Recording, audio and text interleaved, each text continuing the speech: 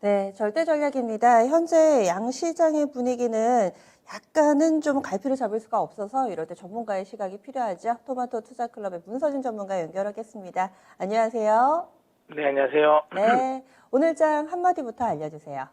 네, 오늘장 한마디는 지루하지만 방향성은 상방입니다. 이렇게 정해봤습니다. 네, 오늘도 변함없이 고사인을 주시는데요. 그러면 중요한 점들 몇 가지 알려주세요. 네, 이 방송을 많이 보신 분들은 제가 출연하는 방송을 많이 보신 분 아시겠지만 제가 이제 워낙 강세론자다 보니까 계속 이제 상방을 외치는 것 같다라고 많은 분들이 이야기는 하지만 상방을 외치는 이유가 저는 명확합니다. 그러니까 지금은 하방으로 밀고 나가는 재료는 굉장히 많거든요. 굉장히 많은데 시장이 안 밀리지 않습니까? 그러니까 일단은 글로벌 증시부터 일단 뉴욕 증시부터 본다면 어제 나스닥이 살짝 빠지긴 했어요. 살짝 빠지긴 했지만 사실 차트만 딱 놓고 보더라도 이게 밑으로 빼겠다라는 느낌은 아니거든요.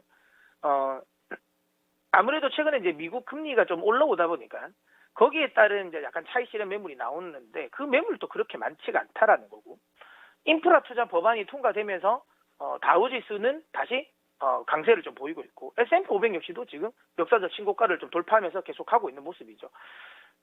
뉴욕 증시의 3대 지수가 상방 쪽에 계속 진행시키고 있다. 시장이 그렇다면 호재만 나오고 있는 것이냐? 아니라는 거죠.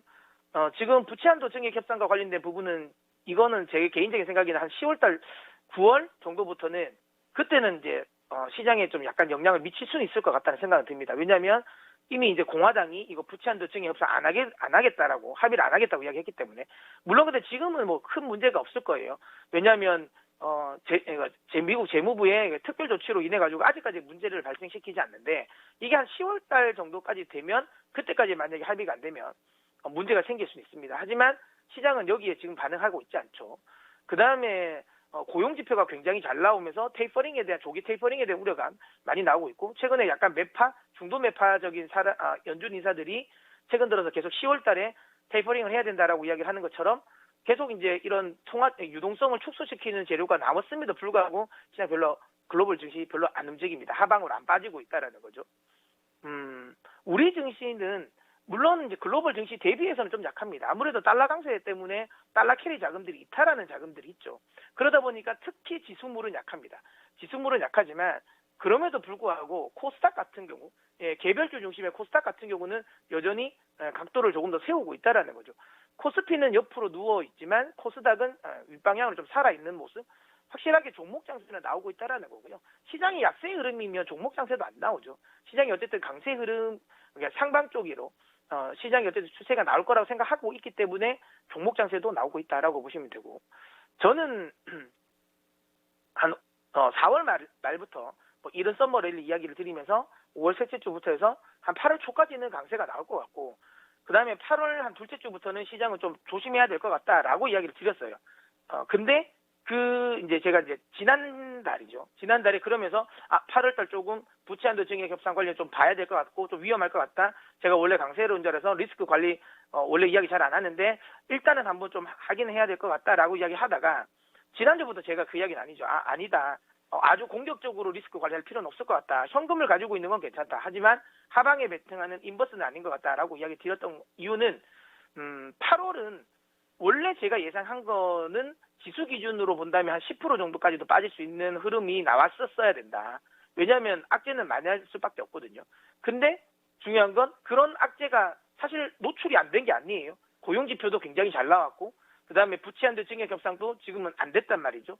그 다음에 연준의 조기 테이퍼링에 대한 이야기도 계속 나오고 있습니다. 원래 이 시나리오가 하방으로 만약에 쏟아졌다면 지수물 기준으로 본다 하더라도 최소한 5에서 10%까지는 뺄 수 있는 재료거든요. 근데 안 빼고 있죠. 이렇게 생각하셨으면 좋겠어요. 8월은 분명히 지루합니다. 분명히 지루하고 윗방향으로 세게 나가긴 어렵다. 왜냐하면 8월 말에 또 잭슨홀 미팅도 있다 보니까 여전히 많은 이벤트들이 있는 상황이기 때문에, 그리고 이제 실적 발표도 이제 거의 끝나가는 시점이잖아요. 그러니까 상승으로 끌어올릴 만한 재료는 없는 달이 맞습니다. 그래서 좀 지루하긴 하지만 그래도 저는 오히려 그 지루함이 차라리 낫다. 원래 같으면 세게 뺄 수 있는 상황이었는데 그래도 시장의 주요 투자자들이 그래도 시장은 올라갈 거라고 생각을 해서 빠지는 걸 어쨌든 방어는 하고 있다라는 거죠. 그러니까 옆으로 원래 같으면 한 5에서 10% 정도 빠질 시장이 좀 분위기가 좀 더 좋아지면서 그냥 횡보를 한다라는 거죠.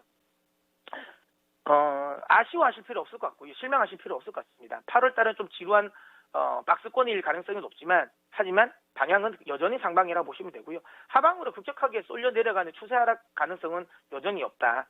그리고 지금 이제 미국에서 추가 부양책과 관련된 이야기가 나오고 있지 않습니까? 이것도 제가 화요일 날 한번 설명을 좀 드렸던 것 같은데 이거는 인프라 투자 법안보다는 훨씬 더 전격적으로 빨리 될 겁니다. 민주당이 이 법안은 그러니까 민주당의 정책적인 법안이거든요. 근데 이거를 이제 추가 부양책이라는 명목으로 밀어붙이려고 합니다. 미국의 민주당 입장에서 굉장히 좋은 기회죠. 그냥 정상적인 상황이었으면 쉽게 통과되지 않을 건데 이걸 경기 부양책으로 엮어서 만약에 이제 이 드라이브를 걸면 예산 조정권을 발동한다 하더라도 미국 국민들 입장에서는 그래 경기를 회복시키기 위한 정책일 거야라고 생각하기 때문에 상대적으로 거부감은 덜하죠. 이 기회를 미국 민주당은 놓치지 않을 것 같습니다. 그래서 드라이브를 세게 걸 것 같고요. 1조 달러의 인프라 투자 법안이 한 6개월 정도 시간을 끌었다면 지금 오히려 그거보다 훨씬 더 3배 규모가 되는 3조 5천억 달러의 이 추가 부양책은 2개월 정도면 마무리가 될 가능성이 높아 보입니다. 9월 20일부터 다시 미국 정상회기가 시작되고 그때 제가 그렇게 협상이 들어가서 예산 조정권까지 나오면 10월이면 저는 통과가 될 것 같거든요. 다만 문제는 이겁니다. 추가 부양책은 통과가 되지만 공화당이 어쨌든 예산안은 본인들이 막을 수 없거든요. 예산 조정권을 사용하면.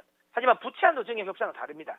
이거는 이제 상원에서 60석의 그러니까 60표를 받아가야 됩니다. 즉 공화당에서 10명의 의원이 넘어와야 된다는 건데 공화당은 이걸로 지금 제가 보기에는 방어를 하려고 하는 것 같습니다. 그래서 10월 달에는 또 한번 좀 흔들림이 있을 수 있을 것 같다. 하지만 시장은 또 추가적인 부양책과 관련된 부분 또 전격적인 또 빠르게 또 부양책이 협상될 수 있다라는 기대감으로 시장은 또 올라갈 가능성은 높다라고 봅니다. 특히 이번 부양책 같은 경우는 대체적으로 다 복지입니다. 노인복지, 아동복지, 교육이기 때문에 실제로 증시에 미치는 영향이 아주 크진 않다. 하지만 그중에 3분의 1은 신재생에너지, 그다음에 전기차와 관련된 부분에 투자가 집행되는 구간이기 때문에 그쪽 관련 종목들은 올라갈 여지가 높다. 인프라 투자 법안 통과 관련해서 시장에서는 기대감은 안 가졌지만 최근에 움직임을 보면 인프라 관련 투자 법안의 수혜주들이 뉴욕 증시도 그렇고 우리나라 증시도 그렇고 올라가고 있거든요. 그렇다면 이 3조 5천억 달러의 추가 부양책이 통과됐을 때 기후변화와 관련된 친환경 관련 종목들도 다시 한번 스타트를 걸지 않을까라고 생각해서 그쪽에 지금 또 관심 좀 가졌으면 좋겠습니다. 네. 그래서 미국 증시 내에서의 흐름을 좀 쭉 읽어주셨는데요. 시장이 좀 흔들리고 있는 상황인데 기존에 말씀하셨던 종목군들은 대체로 성장주들이잖아요. 그래서 요즘 테이퍼링 논의가 조금 불편하신 분들도 계실 것 같아요. 여전히 투자 전략에 있어서는 이쪽에 무게중심을 실어야 된다고 보시는지 반도체, 바이오, 그리고 그린이라든지 신재생 쪽 강조를 해주시는데 이 섹터들에 대한 투자 의견 좀 간략하게만 들어볼게요. 네, 사실 경기 민감주의 반등은 나올 수는 있습니다. 나올 수 있는 거고요. 어차피 시장이 가면 경기 민감주, 성장주 다 같이 가겠죠. 하지만 상승 탄력을 본다면 결국은 경제 지표는 시간이 갈수록 좀 둔화는 될 수밖에 없어요. 지금 상반기가 워낙 비정상적이었기 때문에 그럼 경기 성장률이 둔화된다는 건 경기 민감주의 탄력성은 떨어질 수밖에 없다라는 거고 결국은 그렇게 되면 성장주에 대한 베팅이 들어갈 수밖에 없다. 이 실적이 계속 꾸준하게 잘 나오는 건 어쨌든 성장주라는 거죠. 지금은 그렇기 때문에 항상 포트의 비중을 채우실 때는 경기 민감주 3, 그다음에 성장주 7 이 포트로 구성을 맞춰서 나가시면 좋은 성과 있을 거라고 생각합니다. 네, 알겠습니다. 그러면은 비율을 좀 맞춰서 포트를 구성한다면은 어떤 시장 속에서도 소외되지 않을 거다 이런 의견 주시네요. 오늘 자세한 말씀 고맙습니다. 네. 네.